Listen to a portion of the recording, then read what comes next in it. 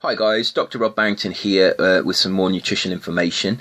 I'd like to just talk briefly today about the vitamin D in multivitamins. Many people take a multivitamin and that's the only tablet they take as a supplement to their diet. And I'd just like to point out that most multivitamins do not contain enough vitamin D. The formulations, even in the best multivitamin and minerals, haven't really changed for years, maybe decades in some cases. And these formulations are based probably on research that was done 25 years ago. It's only really the last 10 years, particularly the last 5 years, that scientists are realizing that the amount of vitamin D we require in our diets is much higher than was previously considered. If we are not exposed to sunlight, and it's also being realized that therefore to be able to obtain that vitamin D, people need to take supplements. The recommendation at the moment is generally, if you generalize the recommendations, you need to take about 2,000 IU a day during the winter months if you are an adult, in order to be able to maintain plasma levels of the accepted biomarker, which is 2,5-hydroxyvitamin D. Now, the problem with a multivitamin is that it doesn't contain anywhere near enough vitamin D. Now, I haven't seen a product that does. Obviously, if you know of one, you could obviously please send me a comment in the comments box below this video. I've looked at many, and most contain not only low levels of vitamin D, they often contain the ergocalciferol version of the vitamin, which is not as well absorbed as the vitamin D3 cholecalciferol version.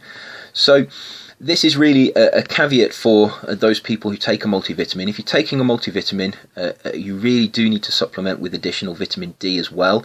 You can obviously work out the amount of additional vitamin D you need by taking the amount in your vitamin supplement away from 2,000 IU.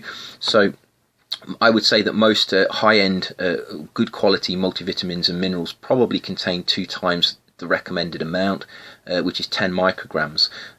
So that's 400 IU.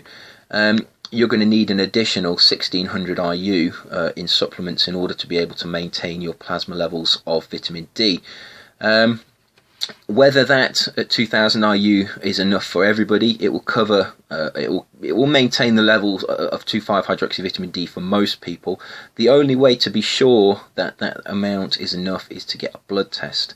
Obviously, many people don't want to do that, but you can get blood tests in order to be able to check your plasma levels to see if they remain stable from the summer months through the winter months.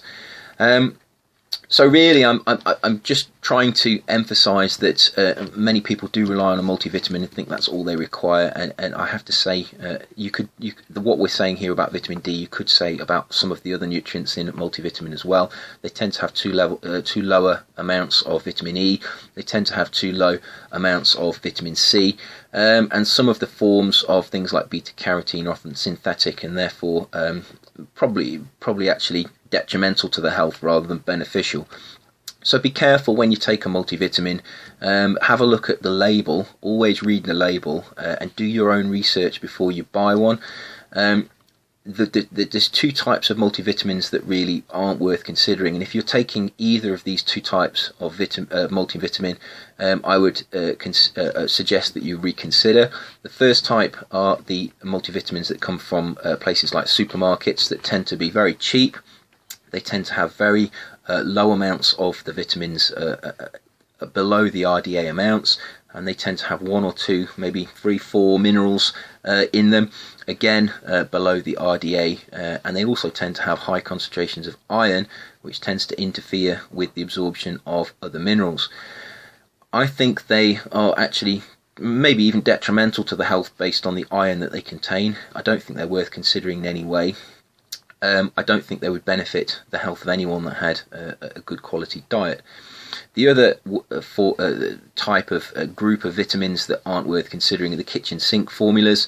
They contain very, very low concentrations of many different buzzword nutrients that they simply place on the label in order to be able to sell the product. They're a confidence trick. None of these products really offer anything in terms of health benefits. And again, I would suggest that if you're taking such a formula, I don't want to name any names. There are quite a few products out there like that. If you're taking one of those multivitamins and minerals, again, I don't think it will do anything for your health. It's just, you're just wasting your money. The only ones worth considering are the high quality multivitamins and minerals. I would call the high potency ones. They tend to be made by specialist vitamin and mineral manufacturers. Quite often they're aimed at people like athletes because they need higher intakes of vitamins and minerals. If you are not taking one of those products already, I would suggest that's the only type of multivitamin and mineral to take. But if you are taking one, you will need additional vitamins and minerals as well. Probably vitamin C, probably vitamin E, but definitely, as far as I can see, you will need to supplement with additional vitamin D. Remember, the recommendation is around about 2000 IU per day for an adult during the winter months. That means in the United Kingdom, from around about the end of September, halfway through September, you need to take 2000 IU of vitamin D all the way through to the early spring. And when you can start to feel the heat of the sun on your skin again, and it's warm enough to go outside with a short-sleeved shirt on and sit in the sun, you can be sure that you are again manufacturing vitamin D in your skin. But until that time, even if you take a multivitamin, you are going to need to take additional vitamin D as well.